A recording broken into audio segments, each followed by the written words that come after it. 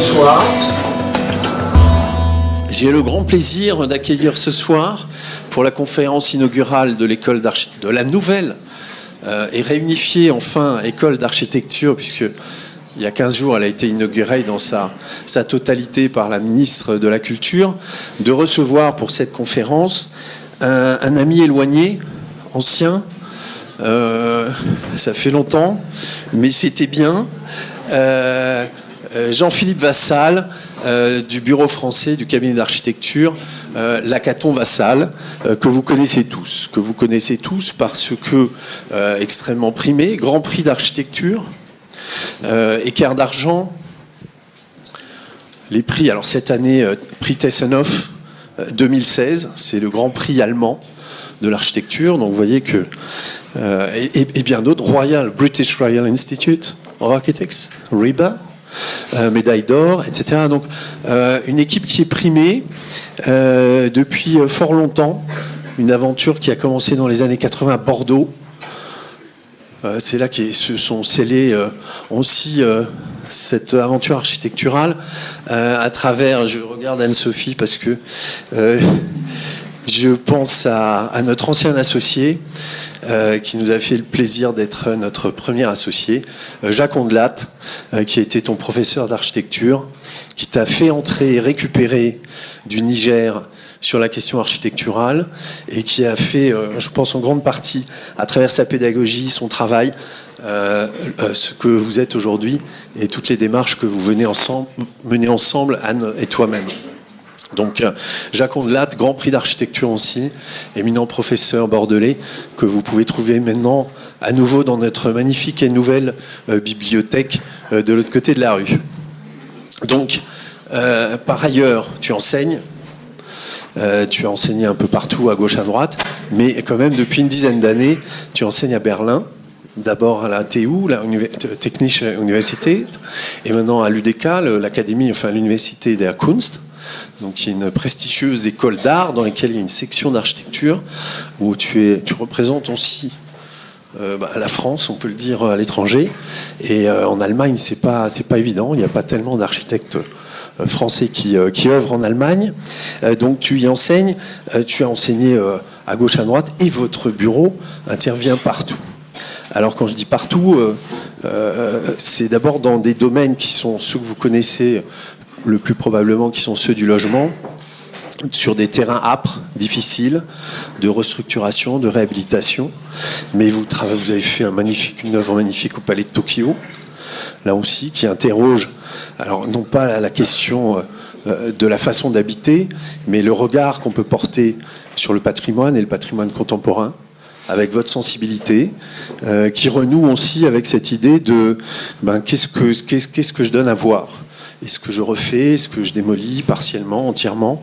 Moi, j'ai une grande admiration parce que je trouve qu'à deux, et l'ensemble de votre bureau, vous travaillez sur des questions qui sont centrales, celles de l'habitat, et sur des équipements qui sont toujours des lieux de rencontre. Et qu'au centre de cette démarche, il y a la question de l'espace, il y a la question de l'usage. Et je trouve que vous avez une dextérité incroyable, une habileté. Je suis toujours étonné à la fois de la qualité de vos travaux, de leur élégance, de l'évidence des plans, de plans libres, de cette idée de bricolage géniaux, hors des doxas, hors des conventions, de toujours trouver le plan approprié, avec des budgets extrêmement restreints, avec une très forte sensibilité, une très forte dextérité, et tout ça autour de la question de l'usage, du plaisir d'habiter. Et je crois que cette question centrale, qui est la noblesse de notre métier, qui habite, où, quand, comment, et quels moyens on donne, ce luxe que vous avez décidé de donner à la fluidité spatiale et à la dimension, le mètre carré, le luxe, c'est les grandes surfaces, c'est les volumes, et cette combinatoire permanente qu'il y a entre des espaces, des sous-espaces. Ça fait trop longtemps en France qu'on ne travaille plus sur la question du logement. Ça fait trop longtemps que cette recherche a été abandonnée, qu'on habite toujours dans des concepts du 19e, d'espaces servis-servants, et vous arrivez dans des contraintes extrêmes et des budgets étroits à renouveler complètement ça à travers un vocabulaire aussi tout à fait original. Donc, grand plaisir de vous recevoir. Quelle carrière en 30 ans. Aussi, il y a un regret, cette idée qu'il faut forcément quitter la province pour réussir, quasiment, parce que vous êtes à Paris maintenant depuis 16 ans, et vous pouvez aborder un peu tous les domaines, mais vous ne vous limitez pas à ceci, puisque vous intervenez dans toute l'Europe, et plus loin encore. Donc voilà, carte blanche à toi ce soir, pour nous transmettre votre expérience, vos idées, et le plaisir que tu donnes à regarder tes plans et tes projets. Merci d'être venu. Merci Georges.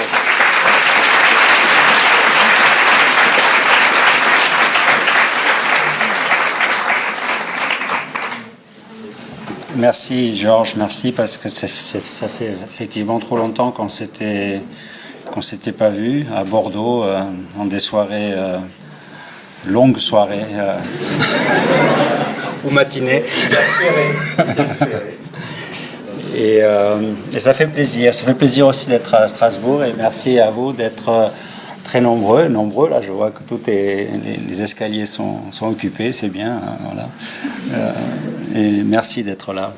Et moi, ça me fait très plaisir de vous faire voir, de vous expliquer un peu tout ce qu'on a fait de plus récent ou de plus ancien, de renouer avec les éléments, les points, les moments, les pays qui ont été importants pour conduire un travail.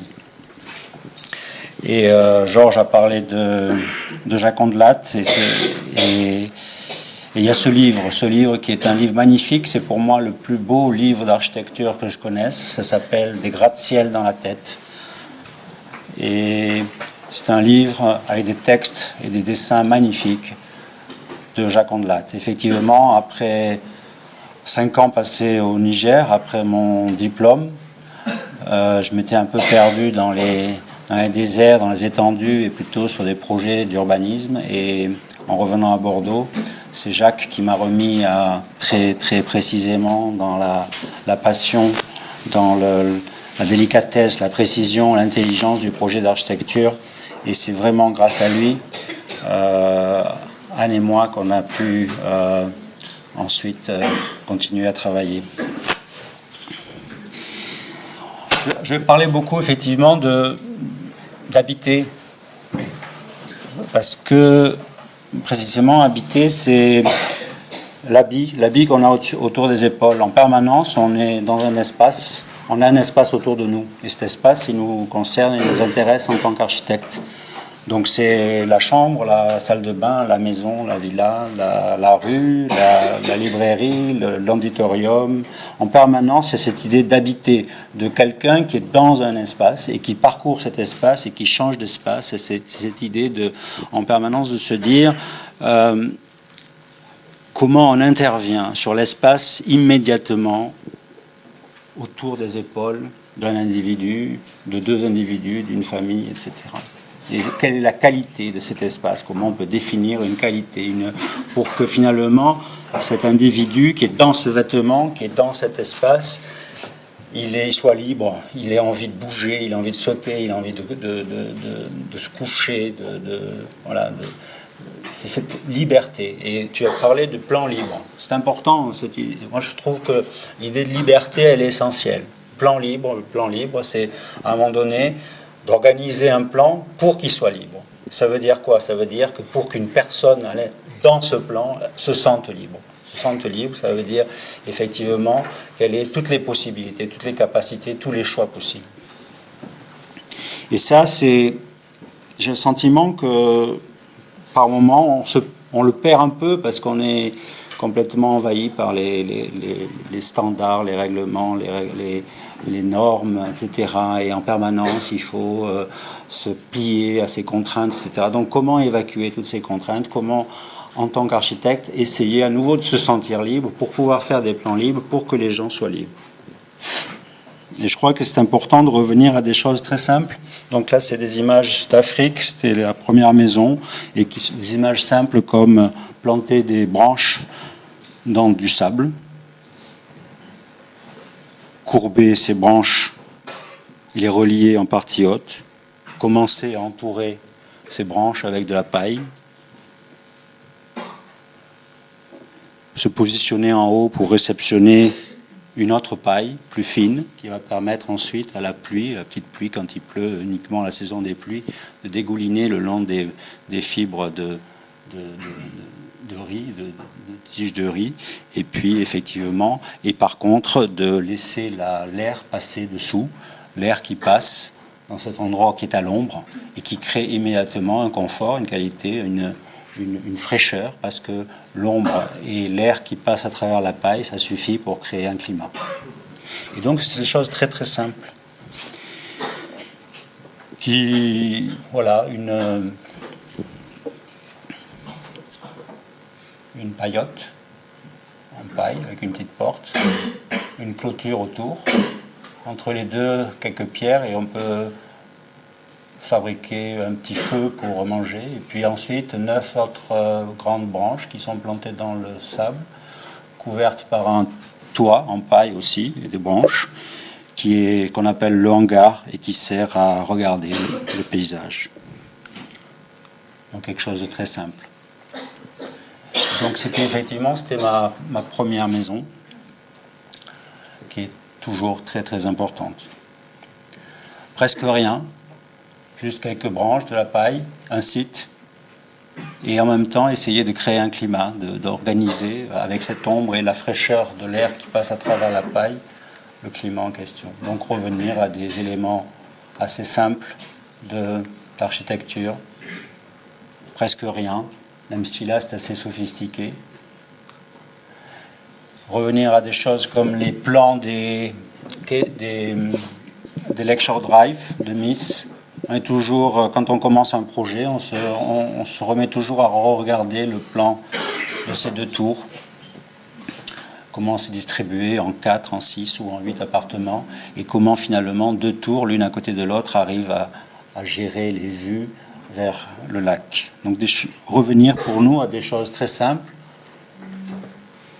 Au temps qui s'est passé entre la Villa Farnsworth qu'on a vu tout à l'heure et puis précisément ce projet d'habitat social, Case Study House, années 50, le programme des Case Study House, fabriquer des maisons très peu chères, très économiques, et qui sont devenues finalement parmi les maisons les plus luxueuses qui existent sur la côte ouest des États-Unis. Pierre Koenig. Presque rien. Qu'est-ce qu'il y a ? En réalité, il y a une dizaine de poteaux qui doivent faire 10 cm par 8 de section, qui montent sur 3 mètres. Ensuite, un toit en tôle ondulée, et puis des panneaux de coulissants vitrés qui tournent autour de la maison, sur un sol, un site, et c'est tout. Et on pourrait aujourd'hui se remettre à refaire des case study house, et probablement ça fabriquerait des maisons extrêmement économiques et extrêmement luxueuses. Presque rien. Presque rien, et en même temps un luxe incroyable. Et donc revenir à des choses très simples. Donc des planchers, comme des sols, comme des terrains. La villa domino, la maison domino, c'est-à-dire des poteaux qui portent des poutres, qui portent des planchers. Et ça fabrique des sols. Les sols, c'est ce qu'on a besoin pour marcher, pour courir, pour sauter. C'est ça qui est essentiel. Maison domino, il y en a partout. C'était en Albanie l'été dernier. Voilà, les gens, ils n'ont pas beaucoup de moyens, mais ils construisent immédiatement sur 2-3 niveaux. Et puis ils se disent, tiens, on va occuper le haut, ou on va occuper le bas, ou on va occuper le milieu, ou des fois c'est le haut le bas qui est libre et le haut qui est des fois c'est un jardin. Donc voilà, un système extrêmement simple, avec les escaliers, avec toujours la possibilité de faire un étage supplémentaire. Et ces constructions en Albanie, on a partout sur les bords des routes en permanence. Parfois, il y a de la vigne qui crée une tonnelle sur le toit. C'est des espaces incroyables. Toujours le même système, fabriquer des sols. 87, à Berlin, à Tiergarten, Freiauto, pour l'IBA de 87. Dans Tiergarten, sans couper un seul arbre, en faisant attention à tous les troncs, à toutes les branches, à toutes les racines. Il installe 3 gros immeubles faits de plateformes à 7 mètres de haut, et puis une deuxième plateforme 7 mètres plus haut, portée par une grosse structure, en disant « je fabrique des sols ». Je fabrique des sols, et ensuite des gens vont venir avec leurs architectes ou par eux-mêmes, et ils feront les maisons qu'ils veulent sur ces sols. Maisons style Hambourg avec des briques, ou maisons de notre style exactement comme ils veulent.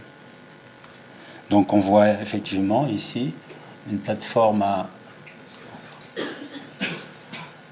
à 7 mètres, un escalier qui est relié au sol, une autre plateforme un peu plus petite, l'escalier qui continue, 600 à 700 mètres carrés ici, 300 mètres carrés supplémentaires, quelque chose de très costaud, très robuste, l'escalier qui relie tout.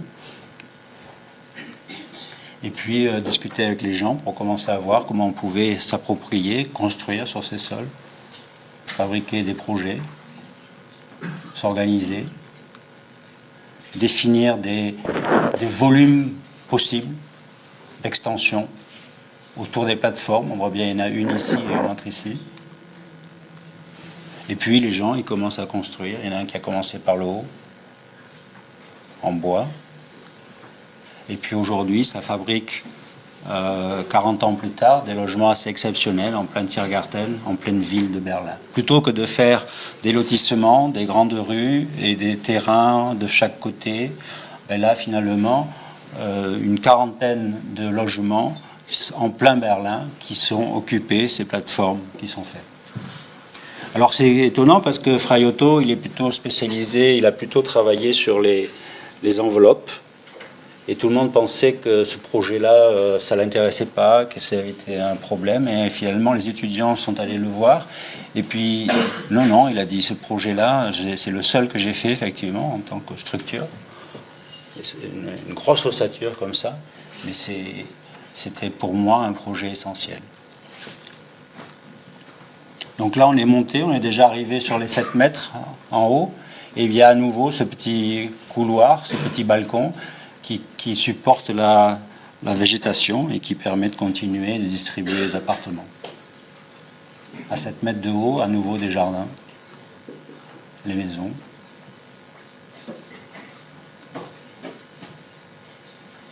Donc fabriquer des sols. Fabriquer des sols, et puis entre ces sols, jouer avec les climats, ne pas se battre contre le climat, mais jouer avec. Donc c'est un peu comme pour les serres horticoles. Profiter du soleil, profiter du vent, profiter de l'humidité et essayer de contrôler par des filtres, par des rideaux, par des systèmes de ventilation de façon extrêmement précise les conditions climatiques. C'est assez incroyable de voir à quel point un cultivateur qui va avoir des hectares et des hectares de roses aura besoin d'un climat tellement plus précis, tellement plus sûr que le climat qu'on a l'habitude de définir dans les habitations. Et ça, avec des moyens extrêmement limités, avec une économie incroyablement efficace. Donc travailler avec ces éléments, réutiliser, les reprendre pour faire des projets.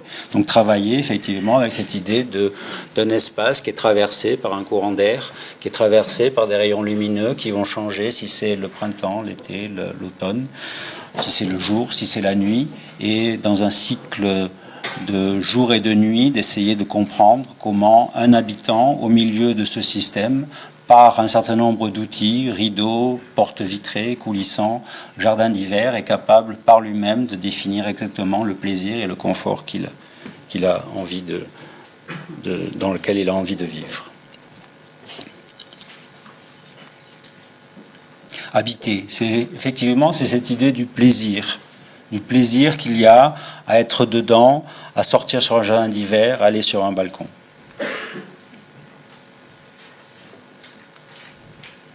Liberté, confort, générosité d'espace, plaisir et luxe pour tous. Parce qu'aujourd'hui, on a absolument les moyens de fabriquer ce luxe, cette générosité pour tous, à partir du moment où on arrive à se libérer de ces contraintes, de ces règlements, de ces normes, qui finalement ne font que contraindre encore un peu plus le système. Construire double. construire double dans le même prix que moitié moins de surface. Donc c'était effectivement la première maison au retour d'Afrique, la maison La Tapie, qui pour le prix d'une maison distribuant 70 mètres carrés permettait d'avoir 180 mètres carrés pour à l'époque à peu près 60 000 euros de budget.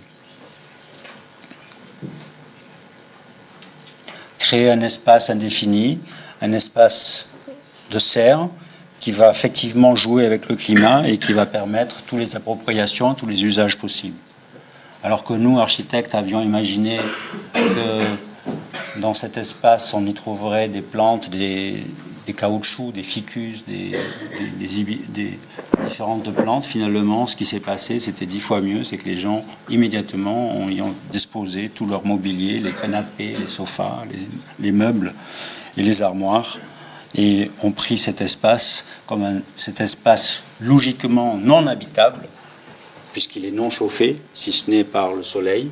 C'est devenu l'espace le plus habité de la maison.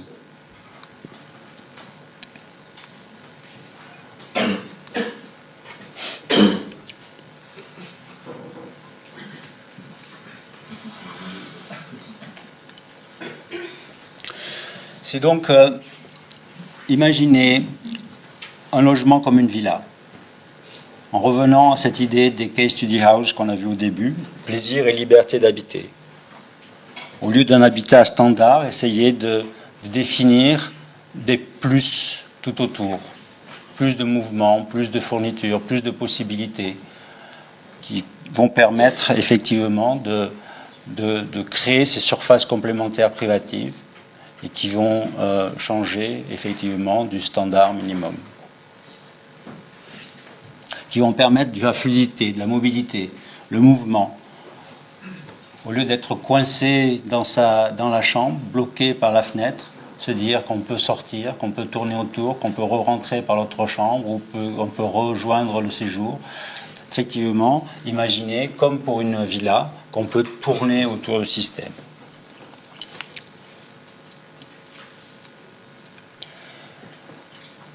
Donc, pour ça, pas de mur. On essaie dans la plupart des projets d'éviter systématiquement les murs. Comment ne pas construire des murs, mais tout le temps essayer de construire des ossatures, c'est-à-dire d'un système de poteaux, de poutres et de planchers, qui va permettre plus de liberté, plus de fluidité, qui va permettre effectivement en permanence de passer de la partie intérieure vers la partie tout autour. Reconsidérer la question des isolations. On n'a jamais très bien vécu dans 30 à 40 cm d'isolation, alors que finalement, un espace intermédiaire dans lequel plein d'activités peuvent se passer peut avoir exactement la même fonction, le même usage et donner de la liberté supplémentaire. Un espace intermédiaire qui n'est pas chauffé, mais qui va précisément se fonctionner avec les climats, avec les saisons, avec le jour, avec la nuit.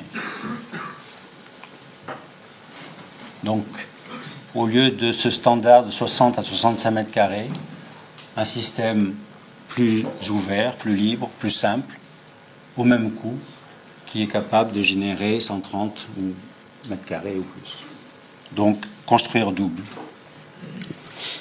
Construire double, c'était l'objectif à Mulhouse, dans un premier projet de logements sociaux, avec la Somco.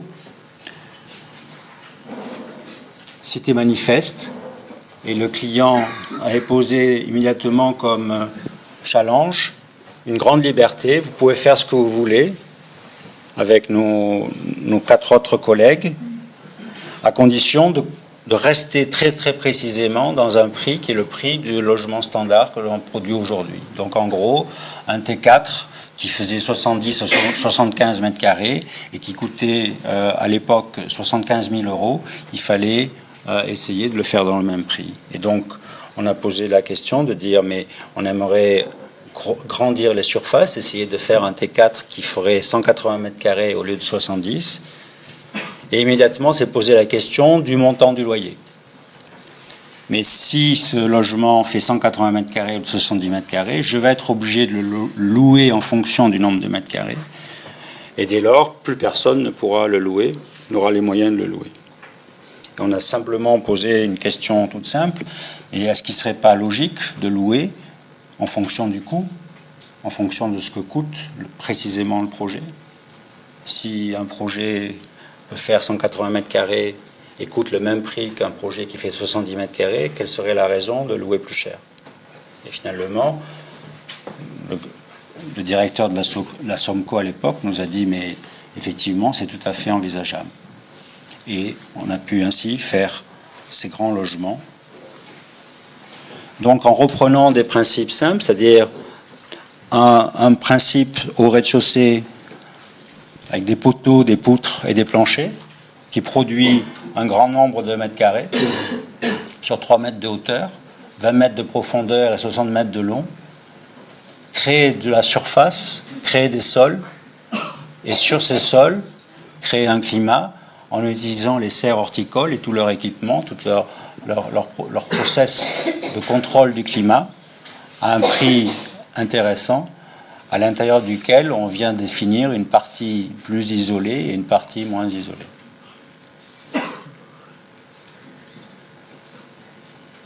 Donc on voit ici le principe simple, 2 systèmes extrêmement efficaces qui sont superposés l'un à l'autre pour produire un espace habitable. Et ensuite, partitionner, créer 14 logements dans le système et utiliser tous les équipements des serres, des panneaux coulissants, des vitrages pour organiser le climat à l'intérieur.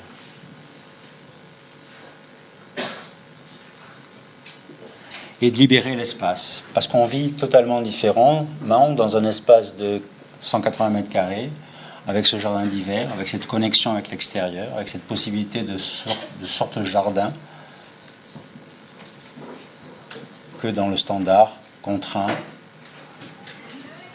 sur lequel on travaille.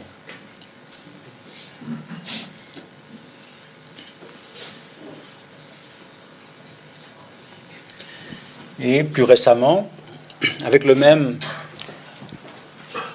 client, toujours à SOMCO, c'est assez intéressant de voir que pratiquement 15 ans après ce premier projet, ce même client vient nous voir en disant on va rencontrer le maire de Mulhouse avec exactement les mêmes objectifs, c'est-à-dire en se disant est-ce qu'on peut, dans un autre endroit de Mulhouse, plus dense, repartir avec ces objectifs de dimension, d'espace supplémentaire sur ce terrain.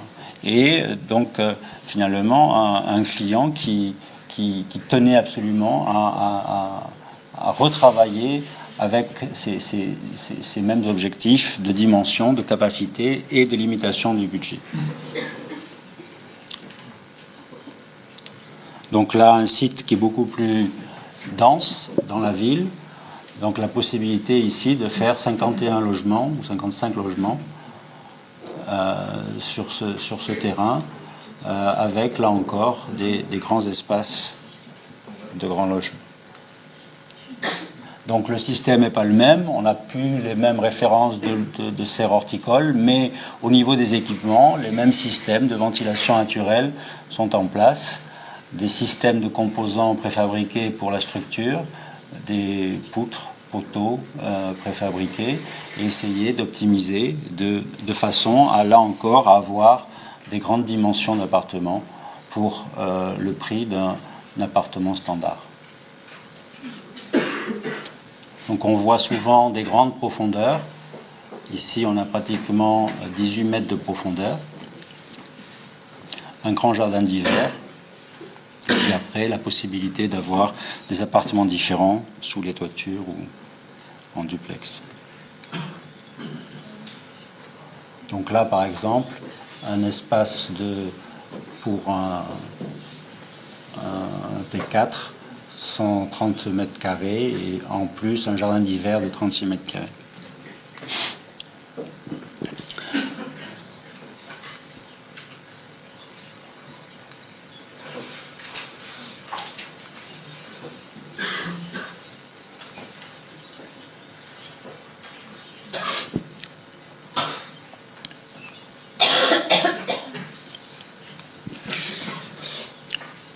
construire double, mais aussi construire avec. C'est-à-dire, effectivement, trouver toutes les ressources localement, précisément, dans le contexte avec lesquels on peut travailler. Donc, c'est comprendre un site et regarder ce qu'il y a à ajouter à un site et pas seulement partir de zéro. Donc là, précisément, près de Bordeaux, sur le bassin d'Arcachon, donc la question était, au moment de construire une maison, de se dire comment est-il possible d'éviter de couper les arbres ou d'aplanir la dune de sable et garder exactement la dune de sable telle qu'elle est et garder aussi la densité de la forêt. Faire avec. Et donc, c'était précisément de regarder comment on pouvait se mêler deux structures très différentes, la structure existante végétale des grands pins qui montaient sur une vingtaine de mètres de haut, avec leurs racines, les petits arbres, les buissons, et puis une nouvelle structure métallique qui venait se mixer dans le système. Donc, chaque branche est importante, chaque racine est importante, le mouvement des arbres est important, et dans cette situation-là, ne pas toucher à la dune de sable et faire avec, construire avec. Réfléchir à la façon dont quand on passe sous la maison, le reflet du soleil sur le bassin d'Arcachon pourrait rééclairer l'aluminium en sous-face pour redonner cette lumière et laisser les arbres traverser ou passer juste à côté le système. Donc un système de fondation par micropieux extrêmement précis qui permet d'éviter d'abîmer les racines. Et puis ensuite, un dispositif qui vient gérer le passage des arbres à travers le plancher et à travers le sol. Donc finalement, ce n'est pas seulement 6 ou 7 arbres qui traversent la maison, mais c'est une cinquantaine d'arbres tout autour, parfois très proches, dont il s'agit de réfléchir à comment leur mouvement sera possible de s'harmoniser avec la présence d'une maison. Et les arbres, ils tombent comme ils peuvent dans la maison. Ici, par exemple, entre la salle de bain et la chambre, on est obligé de se faufiler. Mais c'est évident que c'est important d'avoir ce contact très simple. L'arbre est quelque chose qu'on peut toucher, sur lequel on peut s'appuyer, il n'est pas mis en valeur. Il y a vraiment un principe très très simple d'une traversée et de maintenir la mobilité du système pour éviter que l'arbre, quand il y a des tempêtes, puisse toucher la structure de la maison. Et finalement permettre de rester dans la forêt et de profiter de la vue. Faire avec, c'est dans des sites magnifiques comme le précédent, mais c'est dans des sites plus difficiles, pour beaucoup autour des villes, dans les banlieues, et de réagir par rapport à cette question de la démolition. Il est depuis une quinzaine d'années, un programme de rénovation urbaine a réussi le tour de force de dépenser 15 milliards d'euros pour démolir 150 000 logements et pour en reconstruire 145 000. C'est-à-dire que 15 milliards d'euros pour perdre 5 000 logements.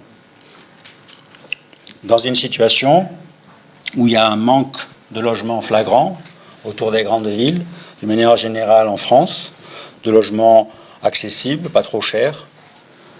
Et donc c'est quand même incroyable d'imaginer un gaspillage et aussi peu d'ambition finalement, de perdre autant de logements, de refaire des logements à peine plus grands que ceux qu'on a démolis, et d'appeler ça s'inventer un autre avenir. Donc avec Frédéric Druot et Anne Lacaton, on a réfléchi à cette question d'une alternative, faire avec. Faire avec, c'est regarder ces barres, ces tours d'une autre façon. C'est être beaucoup plus près, c'est rentrer dans les logements et ne pas rester à l'extérieur, ne pas les considérer comme des grands rectangles dans le paysage, mais regarder en quelque sorte la richesse qui peut exister dans ces situations-là. C'est se poser la question, là encore, du rapport au paysage, du rapport au climat, de la possibilité de la villa, comment transformer un logement en une villa. Donc c'est effectivement, c'est donner des vues, donner des relations avec l'extérieur, mais c'est donner encore plus, ça donner des mètres carrés, c'est donner du sol pour pouvoir effectivement avoir un plaisir, une qualité, une liberté supplémentaire. Donc ce livre qu'on avait fait avec Frédéric il y a maintenant une dizaine d'années, qui s'appelait Plus, avec l'idée qu'il fallait toujours additionner et jamais enlever, jamais démolir, toujours ajouter. On a eu la chance de pouvoir l'appliquer sur ce projet de tour dans le nord-ouest de Paris, qui s'appelait la tour Bois-le-Prêtre, qu'on surnommait parfois Alcatraz parce qu'elle était assez difficile à vivre, incroyablement mal transformée dans les années 80 par l'ajout de plaques d'amiante-ciment rose et rouge pour améliorer la thermique, et de nouvelles menuiseries en PVC qui ont fait diminuer la transparence et le clair de vitrage de 10 à 15%. Et cette tour qui était prévue à la démolition, on a eu la possibilité effectivement de la transformer. Donc par l'ajout d'une structure autonome qui a ses propres fondations, qui est juste stabilisée sur les planchers existants, avec des principes de système modulaire. Là, c'était en système acier. On est venu créer tout autour des espaces de jardin d'hiver et de balcon, et puis des espaces supplémentaires de chambre ou de cuisine, parfois de salon, et en même temps réfléchir à la façon de rajouter 2 ascenseurs supplémentaires, de rénover les ascenseurs qui étaient ici au milieu, de façon à avoir un accès systématique à tous les niveaux et d'éviter les demi-niveaux existants, et de créer cet espace supplémentaire. Et de voir que économiquement, avec la moitié d'un budget qui aurait été dépensé pour la démolition et la reconstruction, on arrivait à proposer 40% de surface supplémentaire en état existant, en maintenant les populations, les gens, les habitants en place. Donc c'était là effectivement quelque chose d'un peu qui paraît complexe au début, mais finalement sur lequel on peut intervenir et essayer de répondre à la vieille dame qui habite tout à fait en haut et qui a envie soudain de revenir en bas, à la famille de 18 personnes qui habitent difficilement dans un T6 et qui finalement sera ensuite répartie dans 3 appartements après discussion, à finalement une situation où personne ne se plaint de son logement parce que tout le monde a peur d'être obligé de quitter la tour, de quitter le quartier, d'être renvoyé dans un autre quartier de Paris, et où finalement tout le monde reste dans des situations d'habitation totalement inconfortables et totalement dégradées. Et à l'occasion de la transformation, à l'occasion de l'élargissement, il y a la possibilité de rediscuter, de renégocier tout ça, là encore, en discutant dès le départ avec le maître d'ouvrage, en disant tous les gens qui veulent rester, il faut absolument qu'ils puissent rester. Et ce n'est pas tolérable d'imaginer qu'on va bousculer des gens et les renvoyer à l'autre bout de Paris, simplement parce qu'on fait des travaux. Donc les 96 logements, il y avait à peu près 5 ou 6 logements vides, et les travaux ont pu se faire en site occupé. Pour effectivement transformer les espaces, on voit bien, un peu serrés, un peu mal à l'aise, en leur donnant beaucoup plus de lumière, beaucoup plus de liberté, beaucoup plus de possibilités. En simplifiant la vie, pour sortir de l'immeuble, pour rentrer dans l'immeuble en se disant que finalement, on voit bien que peindre un soleil, c'est quand même pas suffisant.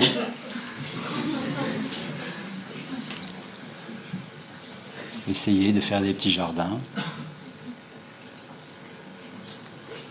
Et finalement, par tous ces travaux, logement par logement, famille par famille, modifier totalement la situation de la tour.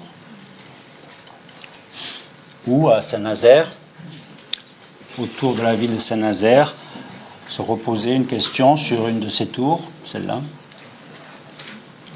Et là encore, regarder très très précisément, revenir à l'intérieur, essayer de comprendre les problèmes. La tour est divisée en 4 appartements, donc il y en a un quart qu'on voit ici, où finalement on rentre et on trouve une toute petite salle de bain de moins de 3 mètres carrés, petit séjour, petit balcon, 3 chambres, cuisine, et se dire que finalement la salle de bain pourrait prendre la place de la chambre numéro 1, du coup elle ferait 9 mètres carrés, elle aurait une grande fenêtre, que le séjour pourrait s'agrandir avec un autre balcon et un jardin d'hiver, que la chambre 1 qu'on a perdue pourrait venir se reconstruire à l'extérieur pour proposer une autre solution de transformation. Et de récupérer à l'entrée la salle de bain d'origine pour en faire un stockage supplémentaire. Donc vraiment créer une sorte de métamorphose pour chaque habitation. Donc 10 étages, 4 appartements par étage, adopter le même principe de relocalisation de la salle de bain pour chacun des appartements, recréer les nouvelles chambres et les nouveaux jardins d'hiver, mais en même temps en se disant, tout autour, il y a beaucoup de place, il y a de l'asphalte, il y a des peupliers, il n'y a pas beaucoup de qualité, et il y a probablement la possibilité de densifier la situation et de créer 20 appartements supplémentaires de ce côté et 20 appartements supplémentaires de ce côté-là. Chacun avec son propre hall d'entrée, éventuellement même en décompressant le nombre d'appartements dans la tour existante, en faisant que le T5 dans cet angle-là accède par un nouvel hall d'entrée du nouvel appartement et par ce côté-là. Donc à partir d'une situation où il y a 40 logements, améliorer largement ces 40 logements et en fabriquer 40 supplémentaires. Ce qui donne, a priori, l'occasion de peut-être de créer des équipements supplémentaires, des services supplémentaires, voire des commerces autour, c'est-à-dire progressivement d'arriver à une situation un peu laissée pour compte de banlieue à une situation plus urbaine. Donc, partant de ça, passant à ça, puis à ça, en trouvant un système pour le stationnement sur 2 niveaux, et ce qui automatiquement amène le changement dans l'image de l'immeuble. Et puis, là encore, ces qualités de jardin d'hiver, balcon supplémentaire. Retrouver la vue, retrouver les vues sur Saint-Nazaire, sur la mer, sur l'océan. À Bordeaux, c'est très très bas et il y a vraiment un quartier qui est différent, c'est le quartier du Grand Parc, assez près de la ville, où on voit ces grandes bars qui dominent la ville. Donc là encore, on a essayé par tous les moyens de voir comment on pouvait résoudre les problèmes, peinture sur les murs, fresques, etc., pour essayer d'améliorer la situation qui finalement se dégrade. En fait, on voit bien que ces aménagements, finalement, ne font qu'accélérer la dégradation du patrimoine. Et ces 3 grands immeubles, le petit qui est ici et les 2 là, étaient promis à la démolition. Donc, un changement de directeur de l'office HLM à Bordeaux, et on a pu retravailler sur avec un autre objectif de transformation. Donc pour passer de cette situation-là, où il y a 530 familles, il y avait 2% d'inoccupation, tous les logements sont pleins et utilisés. Et puis là encore, créer ce processus de transformation en site occupé, en essayant de déranger le moins possible les habitants. On va voir un peu plus tard le processus de transformation. Et avec un budget d'environ 45 000 € par logement, transformer radicalement chacun de ces logements. Donc une opération, au final, beaucoup plus économique que l'opération qui aurait été de démolir et de reconstruire, sachant qu'en plus, très très souvent, on n'a pas les capacités ou les réglementations urbaines qui permettent de réutiliser ce type de gabarit.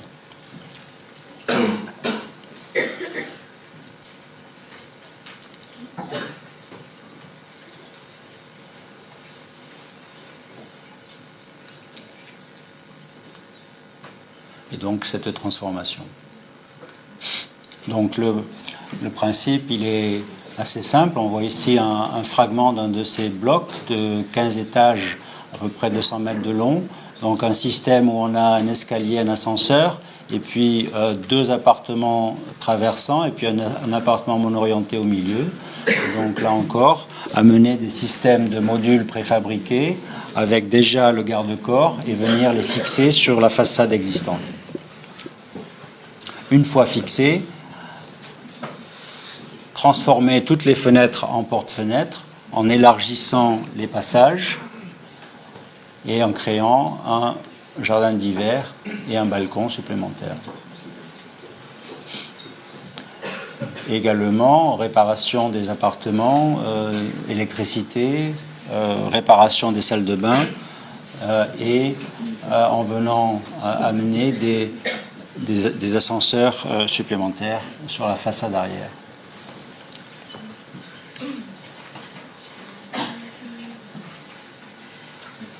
Donc on voit ici un des bâtiments. En bas, les fondations sur le rez-de-chaussée des premières extensions. L'amener des éléments préfabriqués avec le garde-corps déjà en place. La fixation contre la façade.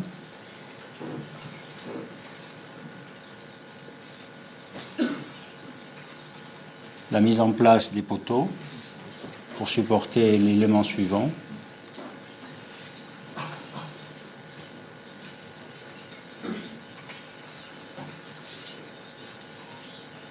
Donc là, le petit balcon existant, vu de face. Alors, les façades, les anciennes fenêtres sont avec des éléments d'amiante, donc il faut travailler en même temps sur le désamiantage. Donc il y a une structure de protection qui est mise en place à la fois pour protéger les ouvriers et pour protéger les occupants. Donc pendant une demi-journée, il y a cette boîte qui reste pour assurer cette protection. Le découpage des allèges de transformation des fenêtres en portes-fenêtres.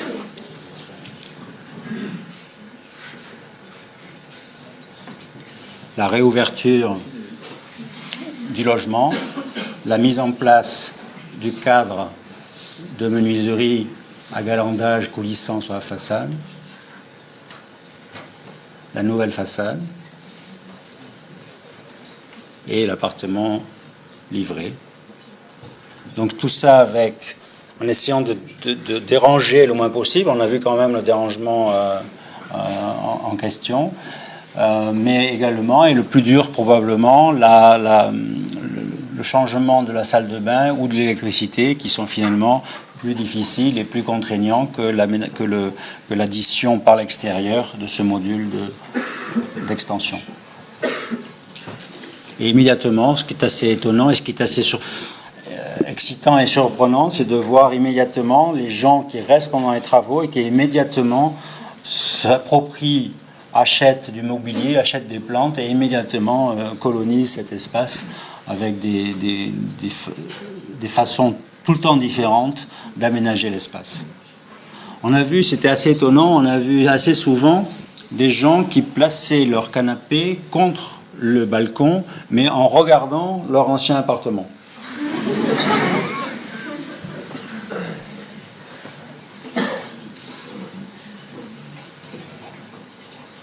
Et donc, effectivement, cette idée de dire, c'est plus un logement, c'est le principe d'une villa.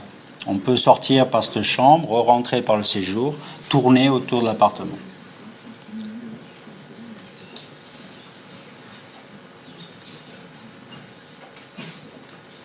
Et ces extensions, effectivement, donc sans isolation, par un principe d'espace intermédiaire, arriver à améliorer de façon très notable les économies d'énergie qu'on peut faire sur le site.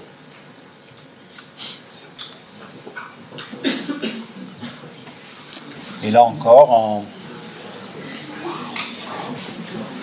c'est incroyable, on a 530 logements, on a travaillé avec le photographe, il a dû prendre 300 appartements à peu près On a 300 décors totalement différents, totalement étonnants, totalement incroyables, entre cette dame qui a ces meubles absolument magnifiques, au collectionneur de Johnny Hallyday qui a des guitares, qui a un nombre de guitares absolument fantastique, aux gens qui adorent les plantes et les appartements sont remplis de plantes. Et c'est incroyable de voir que finalement, on considère ces logements de loin comme un grand rectangle et qu'à l'intérieur, il y a 530 intérieurs absolument d'une richesse incroyable, avec des gens qui ont accumulé pendant 20 ans, pendant 30 ans, toute une vie de bibelots, de décors, de temps, d'énergie, de passion.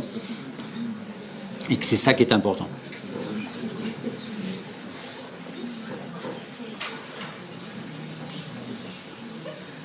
Et puis, pour faire un petit lien avec les case studies, se dire qu'il y avait aussi la possibilité sur le toit de venir entre les cheminées, placer quelques villas supplémentaires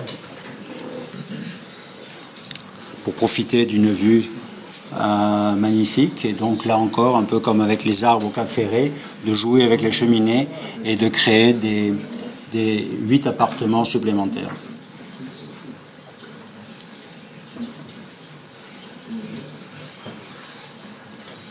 Donc là, on voit un peu un grand angle sur les 2 expositions.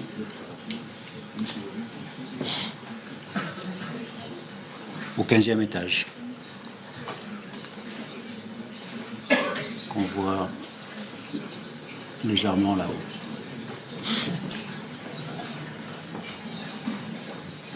Ne pas construire ou presque pas. Donc c'est le palais de Tokyo, cet immeuble bâtiment des années 30, qui a été totalement abandonné après un chantier qui s'appelait le Palais du Cinéma.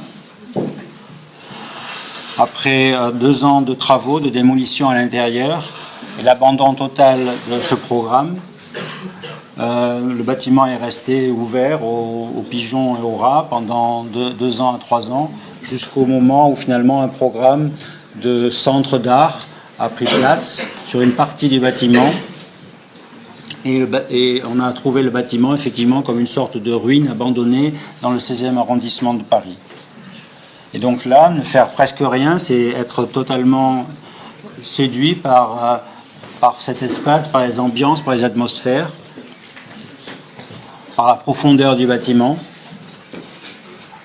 et faire avec. Se dire qu'il y a des choses là absolument exceptionnelles qu'il ne faut pas perdre, et qui seront probablement intéressantes pour les différents artistes qui seront amenés à travailler là.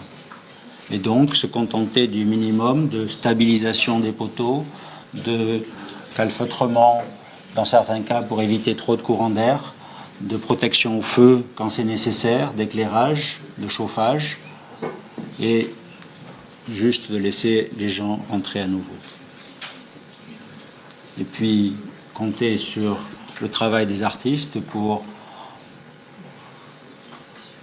utiliser les lieux, utiliser les ambiances, utiliser les espaces dans une sorte de mouvement continuel de transformation, de renouvellement des expositions.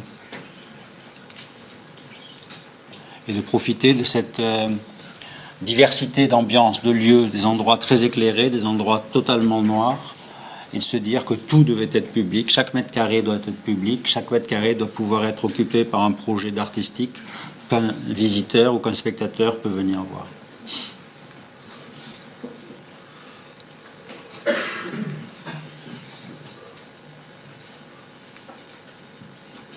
Et avec relativement peu de budget, 4 millions dans la première phase et 10 millions dans la deuxième, finalement produire à peu près 25 000 m² de surface d'exposition.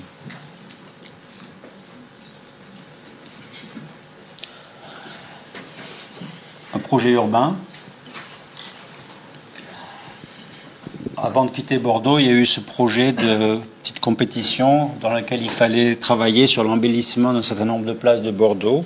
Il s'agit ici de la place aux Coqs, une petite place qui est vers Bègles, vers la banlieue, et qui devait être transformée, améliorée, embellie, jusqu'à l'inauguration par le maire de la ville. En allant sur place, on a trouvé cette place assez jolie. On est revenu à la municipalité en disant qu'on l'a trouvée assez belle et qu'on ne voyait pas trop le travail qu'il y avait à faire. Donc on nous a rétorqué qu'il fallait absolument faire quelque chose, que dans 3 à 4 mois, il y aurait une inauguration. Et de vraiment regarder très très précisément les arbres, les bancs, le sol. Et donc on est revenu, on a regardé très précisément les arbres, le sol, les bancs. On a posé des questions aux gens, on a regardé comment c'était le soir, la nuit, quand il pleuvait. On a vu que les gens étaient plutôt utilisaient leur place plutôt de façon agréable, jouaient à la pétanque sur le sol. Et finalement, on est revenu 3 mois plus tard à la mairie avec notre projet terminé, en disant, voilà, le projet qu'on a fait, c'est de ne rien faire. Et curieusement, le projet a été accepté de façon enthousiaste. Et on a pu le faire de cette façon exactement. On a seulement ajouté qu'il faudrait nettoyer les crottes de chiens aussi souvent que sur les places les plus importantes de la ville, ce qui a été fait. Et cette place, on trouve qu'elle a beaucoup de charme.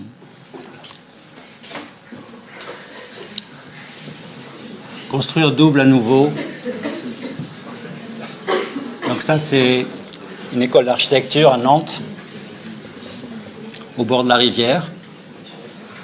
Ça veut dire, pour nous, une école d'architecture, c'est plus qu'une école d'architecture. C'est un lieu de débat, un lieu de discussion, un lieu d'échange au milieu de la ville. C'est la plus grosse agence d'architecture d'une ville. Et là, ce qu'on a voulu faire, c'est une plateforme, une grande plateforme, à l'intérieur duquel l'école d'architecture prendrait place, ouverte aux habitants, ouverte à la ville, ouverte à d'autres écoles, qui offrent le plus de liberté possible. Donc toute la place est prise, de la parcelle jusqu'au maximum de la hauteur autorisée. Le système reprend le sol de la ville comme base, en relation directe avec les rues. On peut rentrer de façon directe de la rue à l'intérieur. La première dalle à 1 tonne par mètre carré est à 9 mètres de haut, la suivante 7 mètres plus haut et la suivante 23 mètres plus haut. Chacune donc 1 tonne par mètre carré pour être capable de reprendre des charges l'une sur les autres. Et une grande rampe part de la rue au niveau 0, rejoint le sol à 9 mètres et ensuite le sol à 16 mètres et enfin le toit à 23 mètres.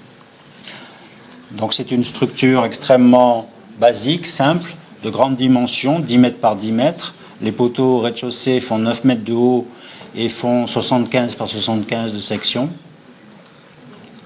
Et le système de la rampe démarre à partir de là et les 2 seuls noyaux de circulation verticaux, ascenseur et escalier, sont les éléments de contreventement du système. Donc la rampe continue pour relier le niveau à 9 mètres, puis le niveau à 16 mètres et enfin le niveau à 23 mètres. Donc l'idée de la plateforme, c'est celui-là, c'est-à-dire proposer un espace libre et le plus économique possible. C'est-à-dire que par rapport aux 9000 m² du programme, qui correspondait à peu près à 12 ou 13 000 m² de surface gros œuvre, finalement l'école propose 28 000 m² de sol. Dans ces 28 000 m² de sol, il y a 15 000 m² de programme, il y a 5 000 m² supplémentaires d'espace intermédiaire, de sorte de grands jardins d'hiver. Et puis il y a encore 8 000 m² de surface supplémentaire, de toits, de terrasses, de balcons, qui permettent aux étudiants de sortir à l'extérieur.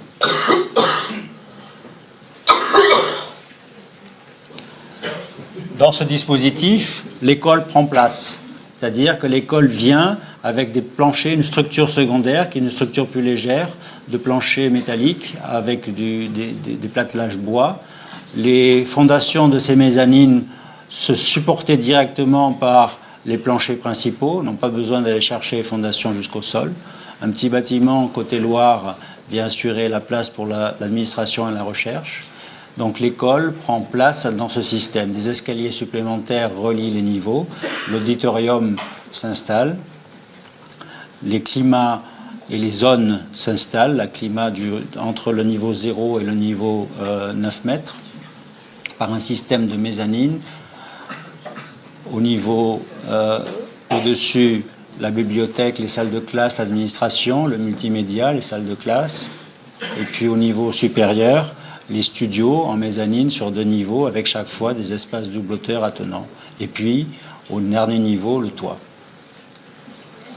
Donc fonctionnant sur un système en verre d'espace complètement aux normes climatiques et une sorte d'entre-deux climatique entre les deux qui permet de fonctionner avec l'énergie extérieure, l'énergie solaire et un chauffage à 10 degrés minimum pour éviter que la température descende trop en période d'hiver.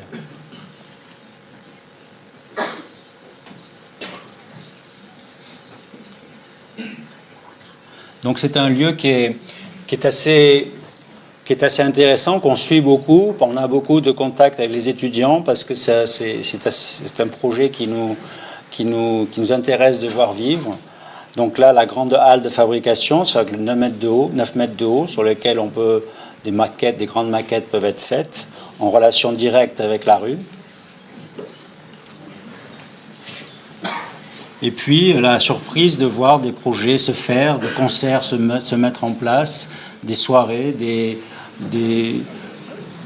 exister, l'auditorium s'ouvre sur la rivière pour permettre des scénographies dedans, dehors.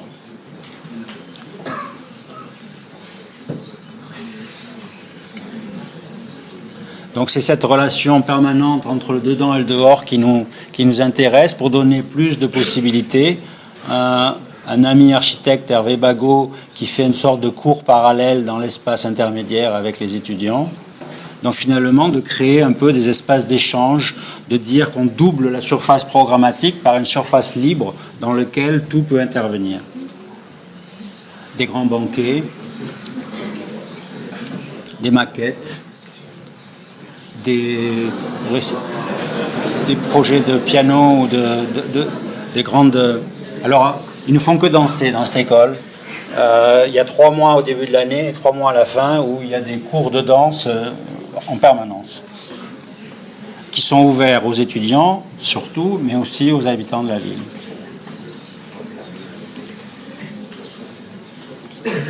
Donc des salles de classe normales, des projets de professeurs particuliers et la rampe qui continue et qui offre toujours cette possibilité de relier les étages, de créer des espaces où les jeunes filles se bronzent,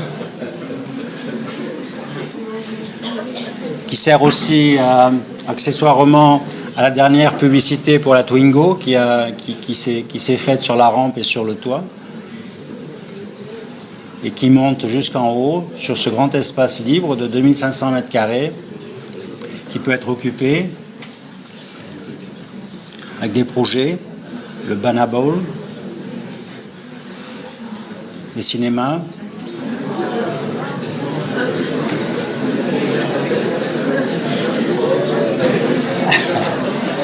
un espace libre, un espace de possibilités. Ce qui est agréable, c'est de voir en discutant avec le directeur que dans l'école précédente, il y avait 4 associations d'étudiants et que là, aujourd'hui, il y en a 17. Donc des jeunes gens qui sont intéressés par l'espace, qui sont intéressés d'y faire des choses, qui sont intéressés d'inviter d'autres écoles, d'organiser d'autres workshops, de faire des expositions ouvertes à des écoles d'art. C'est cette ouverture, c'est vraiment faire d'une école d'architecture une plateforme de débat, une plateforme de discussion pour discuter de l'architecture de la ville, de l'urbanisme de la ville, de la culture dans la ville. Le dernier projet, enfin, à Dunkerque. Dunkerque était un port extrêmement actif et malheureusement tous les hangars du port précédent ont été démolis Il en reste 2, dont celui-là, qui s'appelle la halle AP2 ou la cathédrale. C'était une grande halle dans laquelle les fragments de bateaux étaient réparés ou transformés ou montés. Et comme le bâtiment a été utilisé depuis pas mal d'années, les programmes qui se sont proposés, c'est comme un peu d'habitude, des programmes artistiques, programmes de centre d'art, pour utiliser cet espace de 2000 mètres carrés, 25 mètres de large, 30 mètres de haut et 80 mètres de long, et d'établir un programme de 10 000 mètres carrés à peu près, c'est-à-dire 4 ou 5 niveaux à l'intérieur du volume.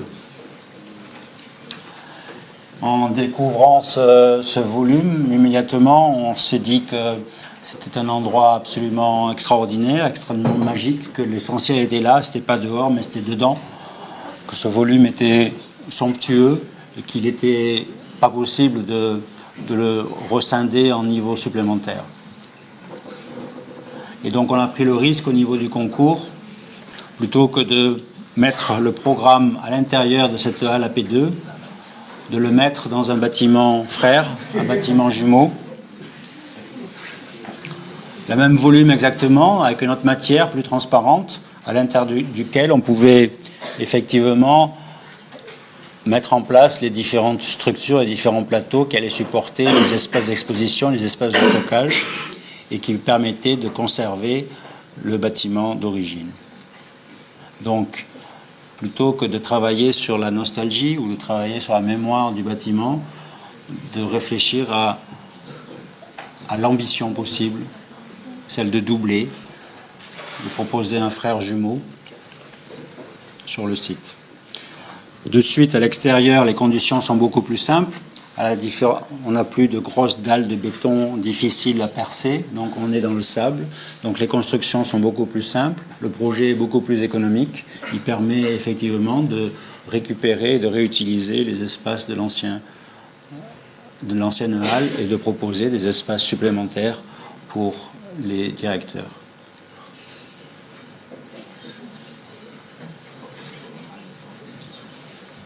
Donc on voit effectivement que l'espace à rez-de-chaussée, l'espace existant est réutilisé, c'était le jour de l'ouverture. Dans le bâtiment nouveau, on trouve ces espaces d'exposition sur différentes hauteurs, avec toujours cette relation vers la mer, vers la Manche, des vues assez exceptionnelles dès que l'on prend de la hauteur, sur la mer ou sur le port. Et puis ces vues plongeantes sur le vide et le bâtiment du départ qui conservait tel quel dans ses dimensions d'origine, avec sa force d'origine. Donc construire double à nouveau, mais d'une autre façon, et construire avec. Merci.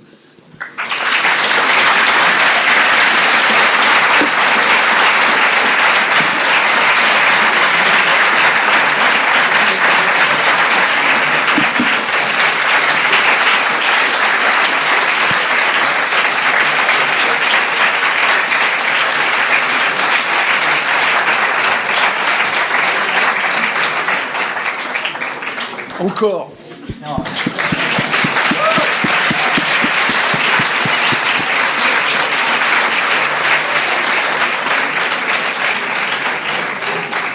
Merci beaucoup. Merci Jean-Philippe, magnifique. Je crois que vous avez eu la chance d'assister pour cette conférence inaugurale, plutôt une leçon inaugurale d'architecture. Ce que j'en retiens avant de vous passer la parole, parce que on a un pédagogue, donc profitons-en, il va pouvoir répondre à vos questions. L'émotion que j'avais ressentie au Cap Ferré, dans cette maison dans les arbres, j'ai pas pu m'empêcher de repenser, comme à l'époque, à Marguerite Duras, vivre la tête dans les étoiles. Cette poésie-là, vous la transportez partout dans tous vos projets. Et je trouve ça sublime. J'ai pensé évidemment au métabolisme, à l'Engawa, cet espace intermédiaire de de Kikutake, Kurokawa, etc., ce lien à l'histoire aussi, au palais de Tokyo, mais à l'histoire des individus, cette immense générosité, cette dextérité, je le répète encore, et tout ça sur un fond de liberté totale et complète. Je trouve que c'est une figure libre, absolument superbe. Je crois que cette liberté, c'est vraiment la clé pour moi de votre travail, et tu es totalement subversif. Et de cette façon-là, franchement, j'adore. Merci mille fois. Merci. Merci à toi.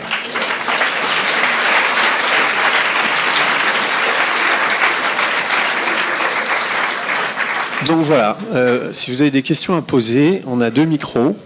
Bonjour, je me joins à Georges pour vous féliciter. Vraiment, c'est une posture que je trouve vraiment très intéressante. J'étais surpris par une petite chose. Le premier projet que vous montrez, c'est un projet où vraiment les matériaux viennent de l'espace. Vous construisez une maison au milieu des Landes. Les Landes, c'est quand même une forêt de pins, qui est un bois qui n'est pas très cher, qui est facilement utilisable. Vous n'avez pas fait le choix d'essayer de travailler avec ces matériaux-là ? Non, parce que bon, il y a effectivement la question de l'économie qui nous paraissait intéressante. En l'occurrence, c'était plus simple de faire un peu à l'époque, c'était un peu moins cher de faire en acier, plus fin, un peu plus fin aussi. Et puis il y a une question de sorte de contraste à créer. C'est-à-dire, il y a un moment donné où il n'y a pas de... Ça nous paraissait important de pas... il y a le bois des arbres et le bois de la construction, et qu'il peut y avoir une sorte de rapport, et que ce rapport-là nous paraissait un peu difficile à gérer. Et donc effectivement, cette question de dire il y a un matériau différent qui vient sur le place, qui est assez efficace, qui est assez précis, c'est celui dont on a fait le choix d'utilisation. Mais on construit en bois, pas souvent, mais ça nous est arrivé de construire en bois. A priori, on n'a pas de préférence pour un matériau particulier. Des fois c'est le béton, des fois c'est l'acier, des fois ça pourrait être le bois.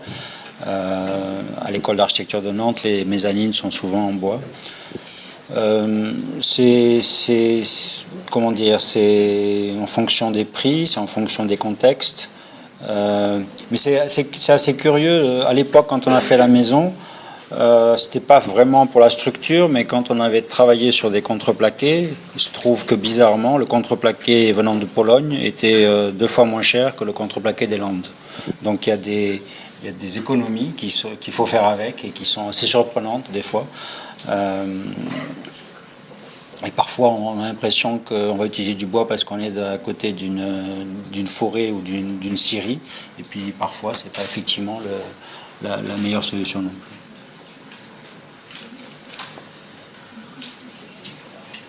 D'autres questions ? C'est quand vous avez fait le palais de Tokyo, parce que moi je l'ai vu quand il y avait 50 heures de construction, je l'ai vu. Et il y avait un budget très très bas. Ouais. Vous l'avez fait après ? On l'a fait la première partie, la première phase, c'était sur 10 000 m² à peu près. Donc là, c'était vraiment très tendu au niveau du budget. C'était en 2000. On a été libre totalement, c'est-à-dire que personne ne croyait à ce projet, à part 2 directeurs et la ministre de la Culture de l'époque, qui était Madame Trottmann, qui est ici, je crois. Et il n'y avait qu'eux qui croyaient à ça. Et les gens qui nous ont mis en commission technique pour surveiller le projet, c'était les gens qui avaient participé au projet précédent, celui du Palais du Cinéma, qui coûtait à peu près 20 fois plus et qui n'a pas pu se réaliser. Et donc c'était des gens qui étaient convaincus qu'ils nous laissaient travailler avec un petit sourire en se disant laissons-les, de toute façon ça ne se fera jamais. Jusqu'au moment où on a reçu les appels d'offres des entreprises et où on s'est aperçu que ça rentrait dans le budget. Et là, ils étaient bien obligés de construire. Mais c'était une liberté totale de faire ce qu'on voulait. Je me demandais la manière dont vous avez introduit le projet de logement où vous rajoutez des espaces extérieurs et des balcons, des jardins d'hiver. Comment vous avez proposé aux habitants de faire ça ? Et quelles ont été leurs réactions ? Vous parlez du canapé qui est tourné vers l'appartement. Je pense qu'il y a beaucoup de gens qui aiment bien leurs espaces, c'est des espaces assez confinés. Et je ne sais pas s'il y a eu des gens qui se sont opposés à ça, qui étaient bien dans leur petit confort et qui se sont dit non, moi mon appartement, il me va très bien comme il est. Comment vous avez fait pour leur faire accepter ça ? Déjà, il y avait le risque que les logements, que les bars soient démolis. C'est-à-dire, à un moment donné, c'est des bars que le directeur précédent a laissé plus ou moins mourir pendant 10 ans. Et puis, à un moment donné, il y a forcément des travaux d'amélioration qui sont à faire. Et puis, les gens sont allés voir, une partie des gens sont allés voir la tour qu'on avait fait à Paris. Ils étaient assez convaincus de l'intérêt. Ils n'y croyaient pas trop parce que pendant très très longtemps, ce qu'on fait, c'est donner très très peu finalement, repeindre le hall ou repeindre la façade, enfin des choses qui sont assez superficielles. Et la plupart étaient d'accord. On n'a peut-être pas toutes les gens n'ont pas été certainement demandeurs, mais enfin à un moment donné, il y avait une telle majorité de gens qui étaient pour le projet qu'il a pu se démarrer. Et puis après, par rapport à ce que vous dites sur effectivement des gens qui aiment plus d'intimité ou moins de transparence, etc. Moi, je crois que ce qui est important, c'est de mettre en place un système qui leur donne le maximum de choix. Il est toujours plus facile de faire des espaces confinés ou petits dans un grand espace que de faire des grands espaces dans un petit. Et de la même façon, il est toujours possible de filtrer, d'opacifier, de fermer, une transparence vis-à-vis de l'extérieur que une fois qu'on est derrière une fenêtre de 1 mètre carré par 1 mètre 50, avec un marteau-piqueur, d'ouvrir un peu plus grand la fenêtre. Donc c'est quel est le système qui offre le plus de possibilités de choix. C'est-à-dire pour les gens qui aiment vivre à l'extérieur, avec une grande vue sur l'extérieur, ou des gens qui finalement préfèrent avoir des filtres, Et c'est assez intéressant de voir finalement, en offrant ce maximum de possibilités, la grande variété des comportements et des façons d'habiter qui existent chez les gens, qui sont tout à fait extraordinaires à chaque fois. C'est vraiment essayer de placer ce maximum de liberté, ce maximum de possibilités, et de laisser les gens les utiliser comme ils l'entendent. Il y a aussi des publications, j'en ai pas parlé, mais il y a de nombreuses publications. Il y a El Croquis qui est magnifique, qui est consacré à la Canton Massal. Il y a le Plus qui a été un monument. Récemment est sorti aussi un fascicule, ça peut vous intéresser, sur l'acier, qui est bien fichu. On voit d'ailleurs Lakeshore Drive. Et il y a 3 de vos projets, justement ceux que tu as présentés avec les extensions, avec les coupes. J'ai une petite question là, pas technique, mais le rideau thermique en façade du jardin d'hiver, et son intérêt, en fait, il est devenu systématique dans vos derniers projets. En fait, on crée plein de couches. Donc on pourrait dire que la première couche, c'est le balcon. Le balcon qui est libre et qui fait 1 mètre et qui, d'une certaine façon, permet aussi de gérer le C+D, cette question d'un feu qui se propagerait d'un étage sur un autre étage. Et donc, il crée un peu d'ombre aussi pour l'étage de dessous. Donc ça, c'est le balcon. Ensuite, il y a la peau en polycarbonate ou en verre, simple vitrage qui assure le jardin d'hiver. Et derrière cette paroi, on a un rideau d'ombrage très léger qui est fait de petites bandelettes d'aluminium et qui permet à la fois de créer son intimité, à la fois de se protéger du soleil quand il y a du soleil. Après, on a 2,50 m, ou à Bordeaux, on a 3,50 m de jardin d'hiver, et on a une baie vitrée coulissante. Donc la baie vitrée coulissante en double vitrage, et puis à rupture de pont thermique, et puisque de toute façon aujourd'hui c'est ce qu'il y a de moins cher. Et puis ensuite on a un rideau thermique. Donc le rideau thermique, il est situé effectivement, c'est le plus important, il est à peu près à 10 cm de la baie vitrée coulissante, et c'est un rideau qui est fait de 3 éléments. Il y a une sorte de millard extérieur qui agit un peu comme une bouteille thermos, qui permet de garder la chaleur ou de réfléchir la chaleur, et ensuite on a 2 cm de laine de mouton qui fait isolant. Et après un tissu décoratif qui fait le tissu intérieur. Donc c'est ce système-là qui fait que le jardin d'hiver, en hiver, va permettre de capter de l'énergie cette énergie va être retransmise à l'intérieur de l'appartement, et au moment où on va commencer à la perdre, c'est-à-dire dès qu'il n'y a plus de rayonnement, ou dès qu'on va se coucher, en gros, on tire le rideau thermique qui permet de garder les calories à l'intérieur jusqu'au matin suivant, où à nouveau le cycle de renouvellement de l'énergie va se produire. Donc c'est un système qui fait qu'aujourd'hui, on voit dans les calculs et dans l'observation que le jardin d'hiver nous permet de gagner à peu près 7 à 8 degrés de température par rapport à l'espace extérieur, sans être chauffé. C'est simplement en étant chauffé par le soleil et dans ce cycle d'inertie et de renouvellement du système. Donc le bâtiment principal, les déperditions agissent par rapport à un espace qui est à 6 ou 7 degrés plus que l'extérieur. Et alors cette démarche qui est un combat quand même, quelque part contre la doxa environnementale et les réglementations thermiques qui sont, qu'on ne va pas discuter ici, qui sont très discutables, elle s'appuie quand même sur une sorte de pédagogie de l'habitant, c'est-à-dire que vous expliquez aux gens comment se comporter, comment organiser une fraîcheur, comment se protéger du soleil, comment profiter des apports. Alors oui, il y a une démarche pédagogique, mais bon, c'est vrai que souvent les bailleurs sociaux ou les clients nous demandent de le faire, on le fait, mais en réalité, c'est pas sorcier enfin, je veux dire, n'importe qui a des éléments avec des coulissants, un jardin d'hiver, des rideaux, il va très très vite, il lui faut 1 heure ou 2 pour comprendre comment il faut faire. Et finalement, c'est vraiment des outils simples et de bon sens qui font que c'est l'habitant qui va définir son confort, qui va être aussi son plaisir, je pense, et qui est responsabilisé par rapport à ça. Voilà. Et je pense que c'est ça qui est intéressant, d'avoir un système qui est vraiment un système jour-nuit, saison après saison, et qui n'est pas un système où finalement on fabrique un dispositif pour les 5 jours les pires de l'hiver et les 5 jours pires de l'été, et on se dit que finalement c'est le même dispositif qu'on va garder toute l'année. Ouais. Donc c'est vraiment un système qui joue sur le fait qu'il y a un acteur qui est l'occupant et qui va agir sur un certain nombre de filtres différents. Mais la réglementation évolue. Dans les premiers projets, le jardin d'hiver n'était pas pris en compte. Donc on s'est battu pour dire mais on fait ça, pourquoi on ne le prend pas en compte? Après on nous disait bon, on prend en compte le jardin d'hiver, mais on va considérer que la baie vitrée principale est opaque, parce que le logiciel faisait qu'il fallait la prendre opaque.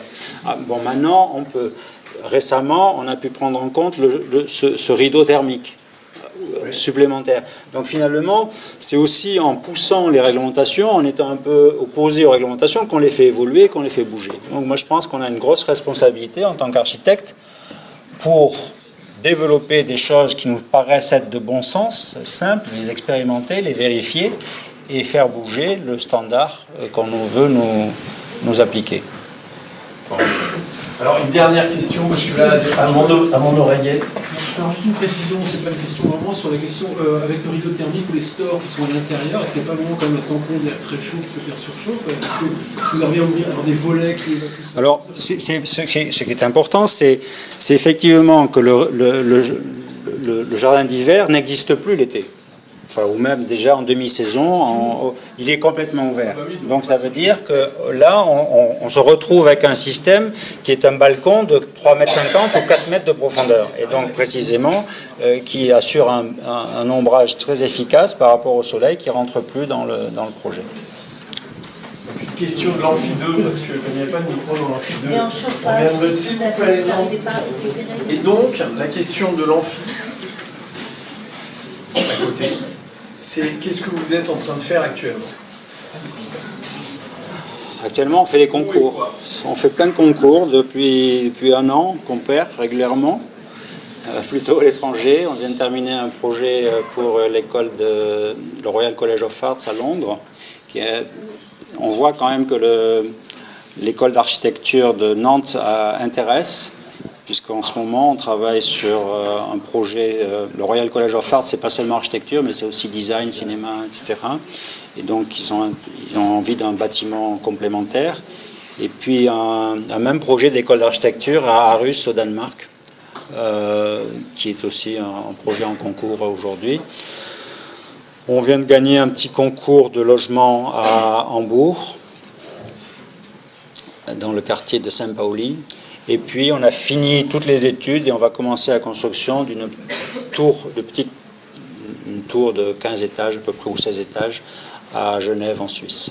Donc voilà en gros les projets de l'agence.